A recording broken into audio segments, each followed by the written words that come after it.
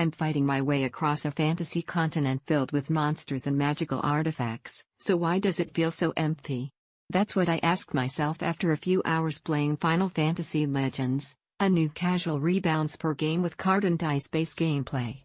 It's based on the Fighting Fantasy books, which inspired a cult following by combining a choose-your-own-adventure format with a role-playing element. Readers were armed with a character sheet and a set of statistics generated with a dice roll. I grew up too late to read the books during their 80s heyday, but a stash of second-hand copies gave me my first real taste of interactive fantasy in a pen-and-paper world. Fighting Fantasy Legends was created by Cheshire-based Nomad Games and published by Asmodee Digital, the company responsible for the app versions of cult board games such as Settlers of Catan, Pandemic and Ticket to Ride. So as a fan of board games and a dice and paper veteran, I was keen to see what the creators would do with the game books I grew up with.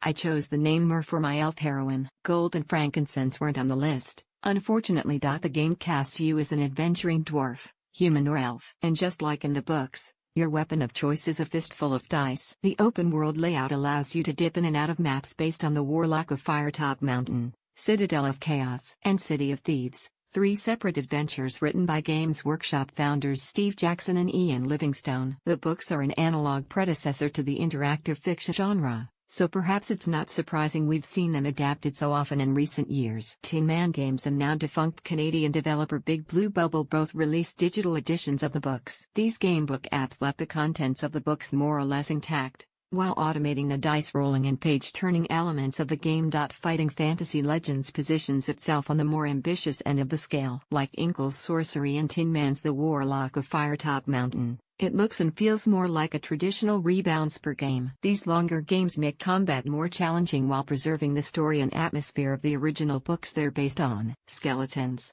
Why did it have to be skeletons? Here is how the books work. You're on a perilous adventure to defeat a villain, usually one with a comically evil-sounding name like Balthusdire or Zanbarbone. You stumble into a room where you discover an orc chieftain whipping his servant. Do you flee the room? Do you prepare to do dice-rolling battle with a pair of them? Or do you attack the chieftain in the hope that his servant will join you? Each option has a corresponding number. Turn to that numbered section of the book and the story continues. You can't accuse Fighting Fantasy Legends of being unfaithful to its source material. But somewhere along the line, it loses some of the atmosphere. Descriptions of the book's events and locations are pared down, sometimes to just a sentence. The art that conjured up fantastical rooms is missing, replaced with a top-down view of the world. Instead of getting lost in the maze, you get a clear but distant view from above it. The paths you can follow are almost exactly the same as those laid out in the books, but bits of the story seem to be missing. It's nothing big enough to disrupt the game for casual players, but enough to make the world seem a little less lively than I was expecting. After exploring Firetop Mountain for a while, I found the room where the orc chieftain and his servant should have been waiting for my intervention. But all it contained was a random fight with a giant rat. The chieftain himself made an appearance further along, barging out of a boathouse for a randomly selected battle. We settle our disputes like real ruffians, with dice. The books are filled with red herrings and false choices, of course. There are only two real outcomes in the orc chieftain's room, despite the three options you're given. The servant's never going to help you, so you can either fight the pair of them or run away like a wimp. But when you're the one making the decisions, a false choice is still part of your story. It matters whether you're the kind of hero who tried to rescue a servant from a cruel master, even if the guy you're trying to rescue would rather go for your throat than accept your help. Some sections of the game pull off that story element better than others.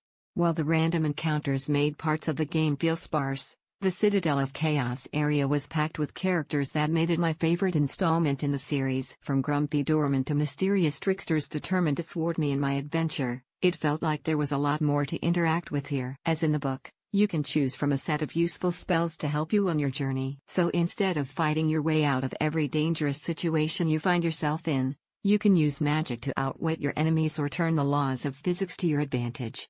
Ultimately, however, this gamebook adaptation is more game than book. What's left when you take away the unique atmosphere and challenges of a fighting fantasy story? A lot of dice rolling, it turns out.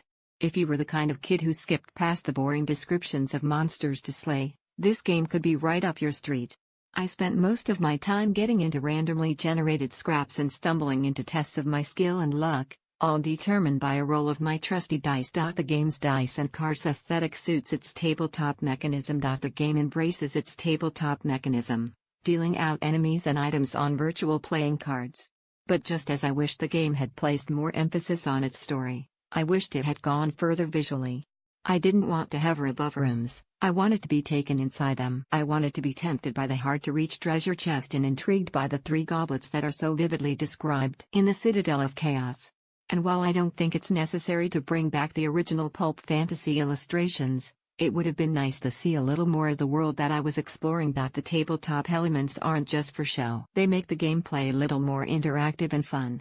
In a neat twist, your dice change as your adventurer gains experience and takes punishment. An upgrade gives you a better chance of passing a dice roll, while a bash on the head gives you an injury, reducing your odds of success. Final Fantasy Legends is more forgiving than its source material. Some books in the series are downright sadistic, sending the reader on wild goose chases into loops that can only lead to death. And your decisions matter. Taking the wrong turn in the early stages of an adventure may not kill you, but you could miss a vital piece of information that unlocks a final puzzle. There are plenty of decisions to make in this game, but they probably won't stress you out. If you make it all the way through Firetop Mountain and manage to defeat the Warlock, you'll only be able to claim his treasure and finish the game if you've found a number of keys along the way. Didn't bother looking for them? Your adventure ends in defeat. You sit on the chest and weep as you realize that you will have to explore the mountain once more to find the keys.